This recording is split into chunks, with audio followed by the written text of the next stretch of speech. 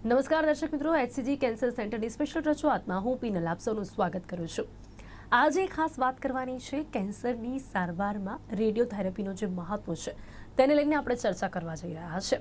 દર્શક મિત્રો, કેન્સરની ટ્રીટમેન્ટ અલગ અલગ ભાગોમાં વહેંચાયેલી છે. તેમાંનો એક ભાગ છે રેડિયોથેરાપી.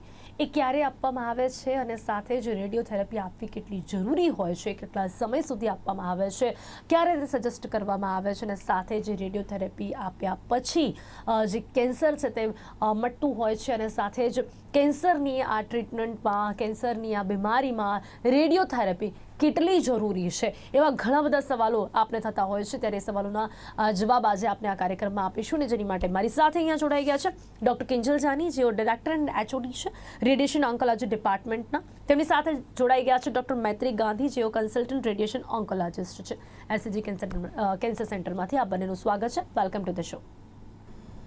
સૌથી પહેલાં વાત કરી રહ્યા છે, જ્યારે આજે વિષય છે કેન્સરની સારવારમાં રેડિયોથેરાપીનું મહત્વ, ત્યારે રેડિયોથેરાપીને સૌથી પહેલાં સમજવાનો પ્રયાસ કરીશું. તો ડૉક્ટર મૈત્રી, કેન્સરની સારવારમાં રેડિયોથેરાપી શું હોય છે? રેડિયોથેરાપી એટલે બેઝિકલી ટ્રીટમેન્ટ વિથ રેડિયેશન. આપણે રેડિયેશનથી એક ટ્યુમરને બાળી રહ્યા છીએ. જૂના જમાનામાં, પહેલાંના જમાનામાં આપણે કોબાલ્ટ રેઝ યુઝ કરતા હતા. હવે આપણે રેડિયેશનમાં જે નવા મશીન્સ છે, લિનિયર એક્સિલરેટર, એના થ્રુ આપણે એક્સરેથી ટ્રીટમેન્ટ આપી રહ્યા છે. જી, તો હવે આ રેડિયોથેરાપી કઈ રીતે જે આપવામાં આવે છે એની થોડી પ્રોસેસિંગ ડીપ સમજવાનો પ્રયાસ કરીશું કે કઈ રીતે એ રેડિયોથેરાપી આપવામાં આવે છે. તો ડૉક્ટર કિંજલ, રેડિયોથેરાપી કઈ રીતે આપવામાં આવે છે? રેડિયોથેરાપી મુખ્યત્વે બે રીતે આપવામાં આવે છે. એક, શરીરની બહારથી એક્સરેના કિરણોને ટાર્ગેટ કરી અને શરીરના જે ભાગમાં કેન્સરગ્રસ્ત કોષો હોય છે તેની ઉપર ટાર્ગેટ કરવામાં આવે છે. આ થેરાપીને ટેલિથેરાપી કાં તો એક્સટર્નલ બીમ રેડિયોથેરાપી કહેવામાં આવે છે. આમાં લિનિયર એક્સિલરેટર મશીનનો ઉપયોગ થાય છે અને શરીરની બહારથી આ કિરણો એન્ટર થઈ અને કેન્સરના કોષોને બાળી નાખે છે. બીજી જે પદ્ધતિ છે જે ઇન્ટરનલ રેડિયોથેરાપી છે, એમાં અમુક સ્પેશિયલ ટાઈપના એપ્લિકેટર્સને આપણે બોડીના વિવિધ પાર્ટની અંદર મૂકતા આવીએ છીએ. આ વિવિધ અંગની અંદર મૂકવાથી આપણે એક રેડિયો એક્ટિવ મટીરિયલની એ શરીરની અંદર જઈ અને અંદરથી બહારની તરફ ટ્રીટમેન્ટ આપે છે, જેને ઇન્ટરનલ રેડિયોથેરાપી કાં તો બ્રેકીથેરાપી પણ કહેવામાં આવે છે. અને એક ત્રીજું વિશિષ્ટ ટાઈપનું જે રેડિયોથેરાપી છે, એમાં અમુક રેડિયો એક્ટિવ મટીરિયલને આપણે નસો દ્વારા બોડીમાં આપવામાં આવે છે. આ નસો દ્વારા આપવામાં આવેલા જે મટીરિયલ છે તે આખા બોડીમાં જઈ અને દરેક જગ્યા પર કામ કરે છે. તો ડૉક્ટર, આપણે આજે બે રીતની વાત કરી, તો એમાં કઈ રીત કયા પેશન્ટમાં યુઝ કરવાની છે એ કઈ રીતે ડિસાઇડ થતું હોય છે? કઈ જગ્યાની બીમારી છે, કયા સ્ટેજની બીમારી છે, તેના ઉપર આ સારવાર નક્કી થાય છે. Okay. Majority of the patients, મતલબ 90 થી 95% પેશન્ટમાં એક્સટર્નલ બીમ રેડિયોથેરાપી કરવામાં આવે છે, જે બહારથી આપવામાં આવે છે, અને બ્રેકીથેરાપી ખૂબ જ સિલેક્ટેડ લોકોમાં કરવામાં આવે છે. ઓકે. હવે ડૉક્ટર મૈત્રી, રેડિયોથેરાપી એના ફાયદા શું છે? એટલે એકચ્યુઅલી જાણવા માંગીશું કે રેડિયોથેરાપીનું મહત્વ શું છે? કેન્સરની ટ્રીટમેન્ટ મેં કહ્યું કે અલગ અલગ ભાગોમાં વહેંચાયેલી છે. શરૂઆત થાય ને ત્યારબાદ કિમો પછી એક સમય રેડિયોથેરાપી આપવામાં આવે છે, પણ એનું મહત્વ શું છે આ સમગ્ર ટ્રીટમેન્ટમાં? રેડિયેશન એક આખું કેન્સરની ટ્રીટમેન્ટનું એક મેજર પાર્ટ છે. કેન્સરની ટ્રીટમેન્ટમાં સર્જરી, કીમોથેરાપી અને રેડિયોથેરાપી ત્રણનો એકદમ મુખ્ય રોલ છે. રેડિયોથેરાપી જે છે એ નોન ઇન્વેઝિવ અપ્રોચ છે. સર્જરીમાં જેમ આપણે કાપકૂપ કરીને બહાર આપણે જે કેન્સરનું ટ્યુમર હોય બહાર કાઢતા હોય છે શરીરની, રેડિયેશનમાં આપણે વિધાઉટ એની ઇન્વેઝિવ સર્જરી આપણે ડાયરેક્ટલી બહારથી એ ટ્યુમરને બાળી નાખતા હોઈએ છીએ. સો એના ફાયદા રીતે આપણે એ જ જોઈએ કે નોન ઇન્વેઝિવ અપ્રોચ છે અને 5 to 6 વીક્સની અંદર આખી ટ્રીટમેન્ટ આપણે કમ્પ્લીટ કરી શકીએ છીએ. જી, અને આપણે એવું કહી શકીએ કે રેડિયોથેરાપીના ફાયદા એટલે એ શું કહી શકીએ છીએ કે શું ફાયદો થાય છે પેશન્ટને રેડિયોથેરાપી કરાવવાથી? અમુક ટ્યુમર્સમાં ધારો કે ગળાનું કેન્સર છે, તો આપણે સર્જરી કરવા જઈએ તો આખું સ્વરપેટી છે, જે ખાવાનો રસ્તો છે, બધું જ આપણે ઓલ્ટર કરી રહ્યા છે. પણ આપણે જો રેડિયેશનથી ટ્રીટમેન્ટ આપીએ તો એ જ વસ્તુ, એ જે ઓર્ગન છે એનું આપણે ફંક્શન પ્રિઝર્વ કરી શકીએ છીએ. સો એ મેઇન એડવાન્ટેજ છે રેડિયોથેરાપીના. તો ડૉક્ટર કિંજલ, આપણે રેડિયોથેરાપીને સુરક્ષિત ગણી શકીએ છીએ? કેટલી સેફ છે આ રેડિયોથેરાપી? રેડિયોથેરાપી એકદમ સેફ છે. લોકોના દિમાગમાં જ્યારે રેડિયોથેરાપી વર્ડ સાંભળે કે રેડિયેશન વર્ડ સાંભળે, તેમના મગજમાં ન્યુક્લિયર બોમ્બ યાદ આવે છે. દરેકના મગજમાં એવું થાય છે કે રેડિયેશન તો બહુ ખરાબ વસ્તુ છે, એનાથી બહુ આડઅસરો થાય છે. પણ આ જે લિનિયર એક્સિલરેટરમાંથી રેડિયોથેરાપી આપવામાં આવે છે, તે ચોક્કસ માત્રામાં ચોક્કસ જગ્યાએ આપવામાં આવે છે. સો એ એકદમ સેફ છે. જ્યાં જરૂર છે ત્યાં જ આપણે ટાર્ગેટ કરીએ છીએ. જે સારા કોષો છે એને આપણે બચાવીને આપીએ છીએ. એટલે ક્યોર રેટ્સ આપણા બહુ જ સારા છે અને આડઅસરો એટલી બધી નથી. સો જી ચોક્કસ. અને એના પહેલા તો એ લોકો થેરાપીમાંથી પસાર થયા હોય છે. એની જે આડઅસરો હોય છે કદાચ રેડિયોથેરાપી એનાથી તો કાફી એની વધારે હોય છે. સો દરેક દર્દીની type of tumour, stage of tumour એની ઉપર આધાર રાખે છે કે એમને કીમોથેરાપીની જરૂર છે, સર્જરીની જરૂર છે કે રેડિયોથેરાપીની જરૂર છે. અને ઘણી વખતે તમે જેમ કીધું તેમ કોમ્બિનેશન ટ્રીટમેન્ટની જરૂર પડતી હોય છે. તમે જે એક્ઝામ્પલ આપી રહ્યા છો તે બ્રેસ્ટ કેન્સરનું એક્ઝામ્પલ છે જેમાં સર્જરી કર્યા પછી કીમોથેરાપી આપીએ છીએ, એના પછી રેડિયોથેરાપી આપીએ છીએ. ઓકે. અને ઘણા એવા કેન્સર હોય છે કે જે ડાયરેક્ટલી એનાથી પણ ટ્રીટ થતા હોય છે. બિલકુલ. ઘણા કેન્સર્સ એવા છે જેમાં આપણે સર્જરી કે રેડિયોથેરાપી કર્યા વગર પણ રેડિયોથેરાપીથી કેન્સર્સને ક્યોર કરી શકતા હોઈએ છીએ. એટલે ખૂબ જ મોસ્ટ ઇમ્પોર્ટન્ટ પાર્ટ આપણે કહી શકીએ છીએ કે એનાથી ડાયરેક્ટલી કેન્સર ટ્રીટ થઈ શકે છે, રાઈટ ડૉક્ટર મૈત્રી? હવે અહીંયા એવું કહી શકાય છે કે ફક્ત રેડિયોથેરાપીથી, એટલે જે આપણે વાત કરી હતા કદાચ એ જ હવે મારો સવાલ છે કે ફક્ત રેડિયોથેરાપીથી પણ કેન્સર મટાડી શકાય છે? જેમ કે હમણાં વાત કરી ચલો એ તો બ્રેસ્ટ કેન્સરની વાત છે કે જેમાં કોમ્બિનેશન બંને ટ્રીટમેન્ટ આપવી પડે, પણ એવા કયા કેન્સર છે કે જે માત્ર રેડિયોથેરાપીથી ટ્રીટ થઈ શકે છે? સો ઘણા બધા કેન્સર્સ જે હોય છે ડાયરેક્ટલી આપણે ખાલી રેડિયોથેરાપીથી પણ ક્યોર કરી શકતા હોય. જે બી અર્લી સ્ટેજના જીભની પાછળના ટ્યુમર્સ હોય, સ્વરપેટીના ટ્યુમર્સ હોય, લંગના ટ્યુમર્સ હોય, અન્નની નળીના હોય, અમુક જે નીચે પેલ્વિસના ટ્યુમર્સ હોય, પ્રોસ્ટેટના હોય, ગાયનેકમાં ગર્ભાશયના મુખના કેન્સર્સ હોય, એ બધા જ કેન્સર્સ આપણે ડાયરેક્ટલી રેડિયેશનથી પણ ક્યોર કરી શકતા હોઈએ છીએ. અને અમુક કેસીસમાં થોડું એડવાન્સ્ડ હોય તો સાથે આપણે કીમોથેરાપીની પણ હેલ્પ લેતા હોઈએ છીએ. જે આપણે એવું કહી શકીએ ડૉક્ટર મૈત્રી કે થોડા જો વહેલા એમને ખબર પડે તો આપણે રેડિયોથેરાપીથી ખૂબ જ ઝડપથી તેમની સારવાર કરી શકીએ છીએ? હા, ડેફિનેટલી યસ. જી. એટલે સમયસર જો આપણે પહોંચવામાં આવે ડૉક્ટર પાસે તો માત્ર રેડિયોથેરાપીથી પણ કેન્સર મટી શકે છે, આપણે એવું કહી શકીએ છીએ. હવે અહીંયા જ્યારે આ વાત કરી રહ્યા છે આપણે કે માત્ર રેડિયોથેરાપીથી કેન્સર મટી શકે છે, અને હમણાં ડૉક્ટરે વાત કરી કે રેડિયોથેરાપીનું નામ આવે એટલે લોકો બહુ ગભરાઈ જાય છે અને ઘણા બધા સવાલો લોકોના મનમાં થતા હોય છે, અને સવાલોની સાથે સાથે ગેરમાન્યતાઓ પણ છે. રેડિયોથેરાપીને લગતી ઘણી બધી ગેરમાન્યતાઓ છે. ડૉક્ટર શું કહેશો? ઘણા લોકો ગભરાતા હોય છે રેડિયોથેરાપીથી. કઈ ગેરમાન્યતાઓ રેડિયોથેરાપીને લઈને સાંભળવા મળતી હોય છે? સો રેડિયોથેરાપીને લઈને ઘણી બધી ગેરમાન્યતા હોય છે. સૌથી પહેલી વસ્તુ તો હું કેન્સરથી શરૂઆત કરીશ. કેન્સર માટે પણ ઘણી બધી ગેરમાન્યતાઓ છે. જૂના જમાનામાં કેન્સર એટલે કેન્સલ એવું કહેવામાં આવતું હતું. કોઈને પણ કેન્સર થાય તો ઘરના બધા જેવું કે ગામના બધા જેવું કે આજુબાજુવાળા બધા જેવું કે આમની સારવાર ના કરાવાય. સારવાર કરાવશો તો પણ કેસ ફેલ જ થવાનો છે. કેન્સર એટલે કેન્સર છે. એ સૌથી મોટી ગેરમાન્યતા છે કેન્સર માટેની. સિમિલરલી હું હવે રેડિયોથેરાપીની વાત કરું, બિકોઝ આજે આપણે રેડિયોથેરાપી વિશે વાત કરી રહ્યા છીએ, તો રેડિયોથેરાપી વિશે પણ ઘણી બધી માન્યતાઓ છે. જેમ મેં પહેલાં કીધું કે રેડિયેશનનું વર્ડ જે સાંભળીએ એટલે મગજમાં ન્યુક્લિયર બોમ્બ એટેક યાદ આવી જાય. થાય કે આની તો બધી બહુ તકલીફો છે, બહુ બધી આડઅસર થશે, આના કારણે કેન્સર થઈ જશે, આના કારણે બીજી બીમારીઓ થઈ જશે, દર્દી જીવશે નહીં, એને બહુ બધી સાઇડ ઇફેક્ટ્સ થશે. સો ઘણી બધી માન્યતાઓ છે. સૌથી પહેલી માન્યતા છે કે રેડિયોથેરાપી બહુ ગરમ હોય છે. સો ઘણી વખતે પેશન્ટ અમારી પાસે ઓપીડીમાં આવે તો કે સાહેબ પહેલાં ગરમવાળા શેક ના આપતા, અમને ઠંડાવાળા શેક આપજો. સો રેડિયોથેરાપીને સાદી ભાષામાં શેક કહેવામાં આવે છે, એટલા માટે મેં જણાવ્યું. સો એમના મગજમાં એવું થાય કે આ બહુ ગરમ ના આપતા, ઠંડાવાળા આપજો, અમને સાઇડ ઇફેક્ટ નથી જોઈતી. સો રેડિયોથેરાપી આ ગેરમાન્યતા દૂર કરું તો રેડિયોથેરાપી ગરમ કે ઠંડી નથી હોતી. આ એક્સરેના કિરણો હોય છે જેમાં કોઈ જાતની ફિલિંગ નથી હોતી. બીજી વસ્તુ લોકોમાં ગેરમાન્યતા હોય છે કે તમે રેડિયોથેરાપી લો એટલે આખા માથાના અને આખા બોડીના વાળ નીકળી જાય છે. સો એ ગેરમાન્યતા છે. કીમોથેરાપીમાં પણ અમુક જ ટાઈપની કીમોથેરાપીમાં હેર લોસ જોવા મળે છે. રેડિયોથેરાપીમાં હેર લોસ થાય પણ એ જે જગ્યા પર આપો એ જગ્યા પર હેર લોસ થતો જોવા મળે છે. સો કોઈ વ્યક્તિને થાઈમાં ટ્યુમર છે, જાંઘમાં ટ્યુમર છે તો એ જગ્યાના વાળ જશે. કોઈકને બ્રેન ટ્યુમર છે અને હું રેડિયોથેરાપી આપું છું તો બ્રેનના એ પર્ટિક્યુલર એરિયામાંથી વાળ જશે. કોઈકને જીભનું અને ગાલનું ટ્યુમર છે તો દાઢીના વાળ જશે. સો વાળ જવાની માન્યતા જે છે કે રેડિયોથેરાપી લેવાથી આખા બોડીના વાળ જાય તે એકદમ ખોટી છે. પછી બીજી એક માન્યતા છે કે તમે રેડિયોથેરાપી કરાવશો તો કેન્સરના કોષો આ જગ્યા છોડીને બીજી જગ્યાએ જતા રહેશે, એટલે કે મેટાસ્ટેસિસ થશે. આ એકદમ તદ્દન ખોટી ગેરમાન્યતા છે. ટ્રીટમેન્ટ કરવાથી બીમારી ફેલાતી નથી. ઘણી વખત આપણી ગુજરાતીની કહેવત છે ને, કાગનું બેસવું ને ડાળનું પડવું. કોઈક દર્દીની બીમારી ચોથા સ્ટેજમાં જવાની તૈયારીમાં હોય, તે ફેલાવાની તૈયારીમાં હોય, અને એમની ટ્રીટમેન્ટ થયા પછી જ્યારે બીમારી સ્પ્રેડ થાય તો ગામના લોકો એ વાતને ફેલાવી દે કે આ રેડિયોથેરાપી લીધી ને એટલે એ ફેલાવી ગઈ. સો એ એકદમ ખોટી વાત છે. રેડિયોથેરાપી લેવાથી કેન્સર ફેલાતું નથી. ઉપરથી એ કાપકૂપ કર્યા વગર પણ કેન્સરને મટાડી શકે છે. જી ડૉક્ટર મૈત્રી, આપ પણ અમુક કોઈ ગેરમાન્યતા વિશે કહેવા માંગશો? ઘણા બધા સવાલો લોકોના મનમાં થતા હશે, આપને પણ સજેશન્સ આપવા પડતા હશે કે રેડિયોથેરાપી થી એવું કંઈ જોવા નથી મળતું, જબકે કે રેડિયોથેરાપી મોસ્ટ ઇમ્પોર્ટન્ટ પાર્ટ છે ટ્રીટમેન્ટનો. યસ, સો બધાને એ જ થતું હોય કે રેડિયોથેરાપીની સાઇડ ઇફેક્ટ્સ પણ કીમોથેરાપીની જેમ આખી બોડીમાં થશે, પણ એવું નથી હોતું. એ એકદમ લોકલાઇઝ્ડ ટ્રીટમેન્ટ છે, જે જગ્યા પર આપીશું એ જ જગ્યા પર એની ઇફેક્ટ જોવા મળે છે. જી ડૉક્ટર કિંચલ, અહીંયા જે સમય હોય ને રેડિયોથેરાપી સજેશનનું, એ ક્યારે આપવામાં આવે? આપણે વાત કરી કે અમુક તો એવા કેન્સર છે કે જે ડિરેક્ટલી રેડિયોથેરાપીથી આપણે ટ્રીટ કરી શકીએ છીએ, અમુકમાં પાર્ટ્સમાં હોય છે. તો એ ક્યારે એમને સજેશન આપવામાં આવે છે, કયા કેન્સરમાં આપવામાં આવે છે, કયા સમયે એમને કહેવામાં આવે છે રેડિયોથેરાપી માટે? સો શરીરના દરેક કેન્સર માટે એક પર્ટિક્યુલર ગાઈડલાઇન્સ છે કે આ ટાઈપની બીમારી છે અને આ સ્ટેજની બીમારી છે, તો એના માટે આ સારવાર કરવામાં આવે.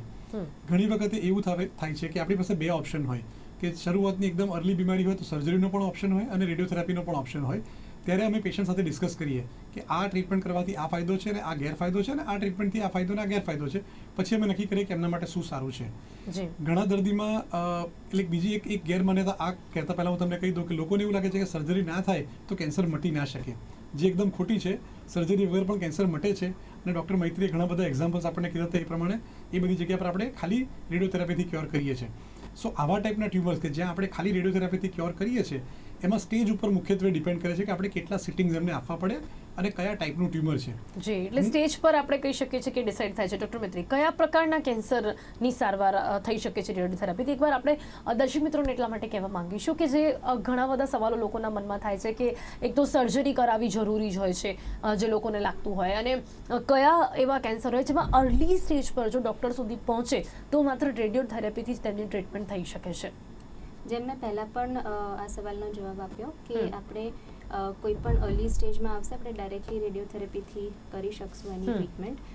જેમ કે ટોન્સિલનું છે, સ્વરપેટીનું છે, જીભની પાછળનો એરિયા છે, અમુક ફેફસાના ટ્યુમર્સ હોય એને પણ આપણે ડાયરેક્ટલી રેડિયોથેરાપીથી ક્યોર કરી શકતા હોઈએ છીએ. અમુક અન્નની નળીના હોય છે, આંતરડાના હોય છે, અમુક જે પ્રોસ્ટેટના હોય છે, ગર્ભાશયના મુખના હોય છે, નાકની પાછળના બી અમુક ટ્યુમર્સ જે હોય છે, એ બધાને આપણે રેડિયોથેરાપીથી ડાયરેક્ટલી કરી શકતા હોઈએ છીએ ટ્રીટ. જી તો હવે આ એવા પ્રકાર છે કેન્સરના કે જે ડિરેક્ટલી રેડિયોથેરાપીથી ટ્રીટ થઈ શકે છે.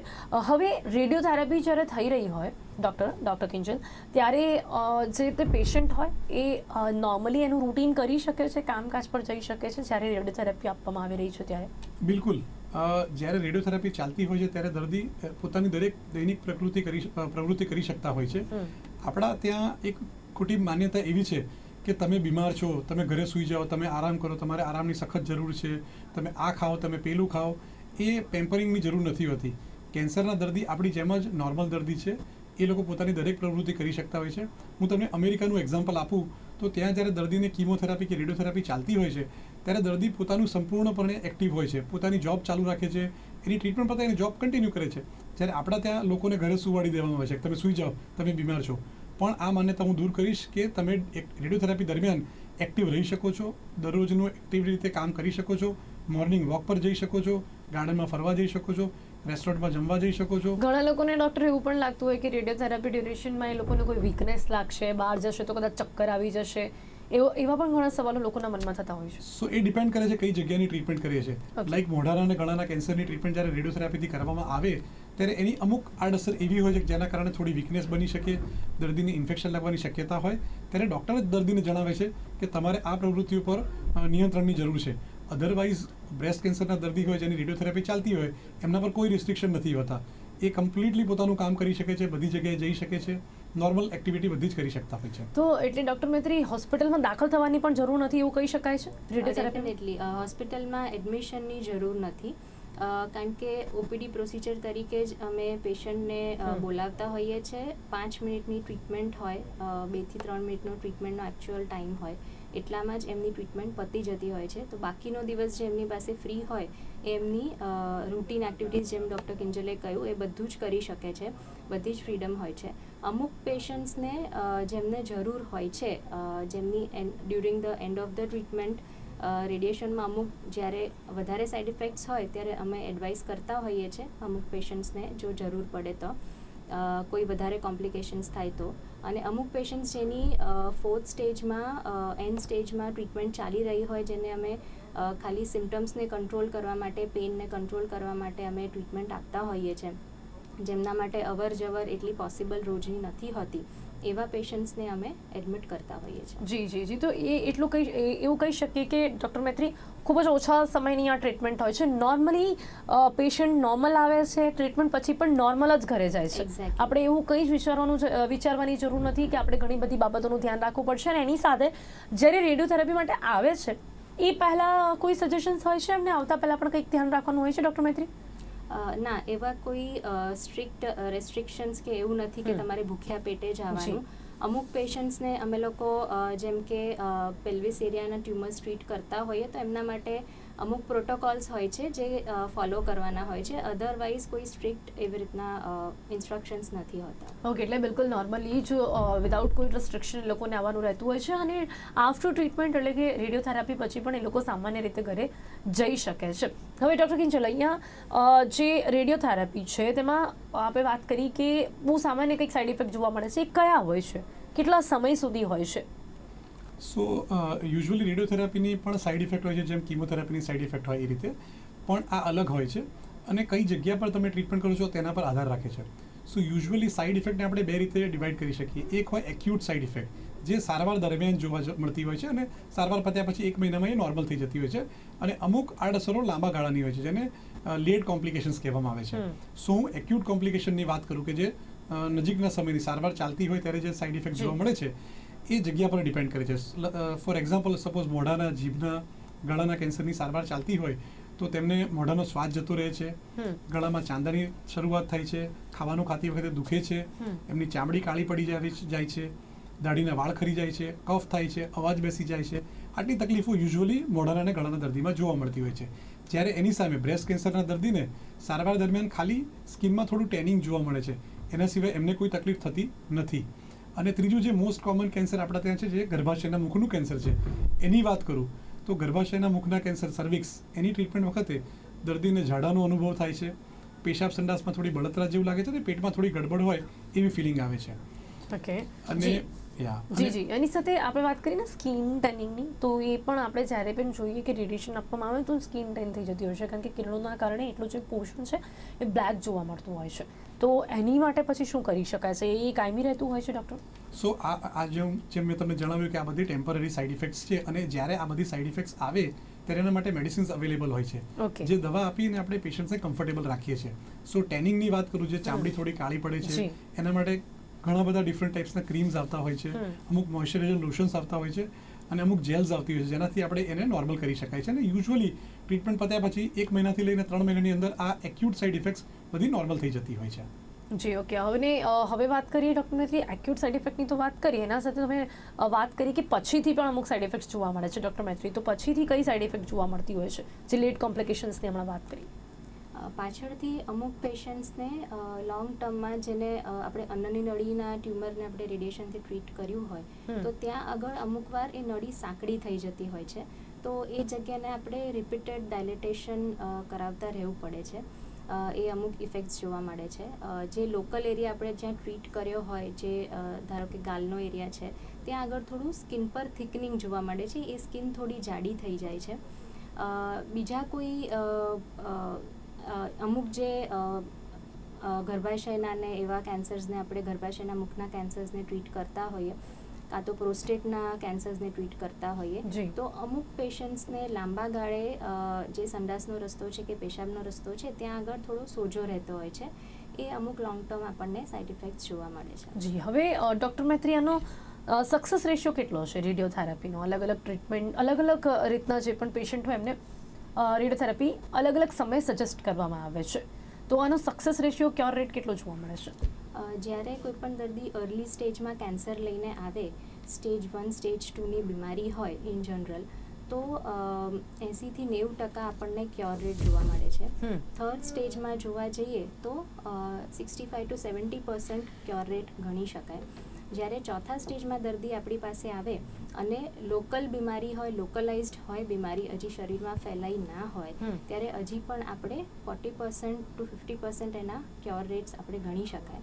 અને જ્યારે ચોથા સ્ટેજમાં, એડવાન્સ સ્ટેજમાં પેશન્ટ આપણી પાસે આવતું હોય, જ્યારે ઓલરેડી કેન્સર ફેલાઈ ચૂક્યું છે, ત્યારે એને મટાડી શકવું પોસિબલ નથી. જી, પણ રેડિયોથેરાપી તો એમને આપવામાં આવે છે. હા, ત્યારે આપણે જે રેડિયેશન આપીએ તેને પેલિએટિવ રેડિયોથેરાપી કહેતા હોઈએ છીએ.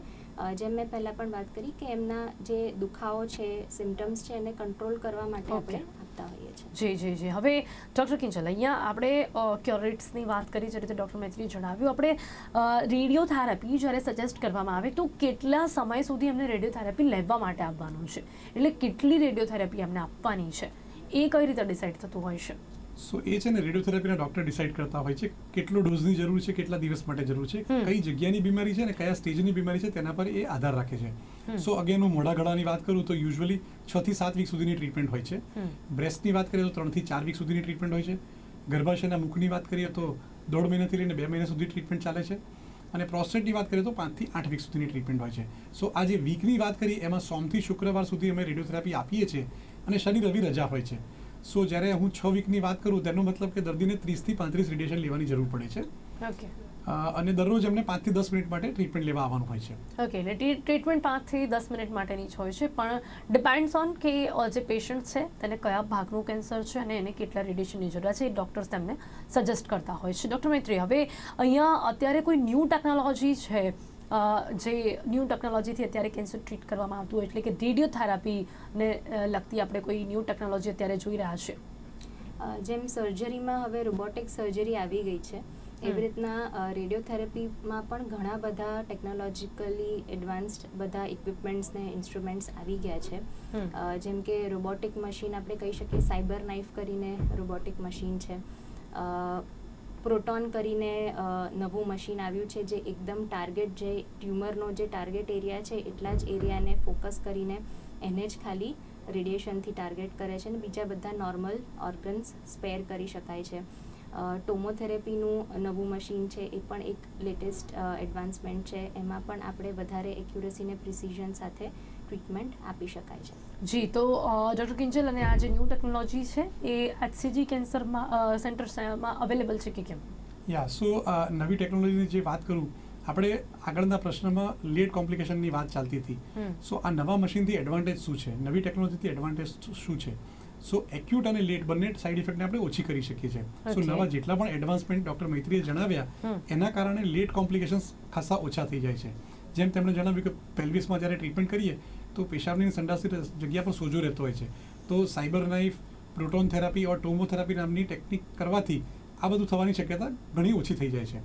સો આપણી પાસે HCG કેન્સર સેન્ટર અમદાવાદ ખાતે ટોમોથેરાપીની ફેસિલિટી અવેલેબલ છે અને મુંબઈ અને બેંગ્લોરના HCG કેન્સર સેન્ટર ખાતે સાયબર નાઇફની ફેસિલિટી અવેલેબલ છે.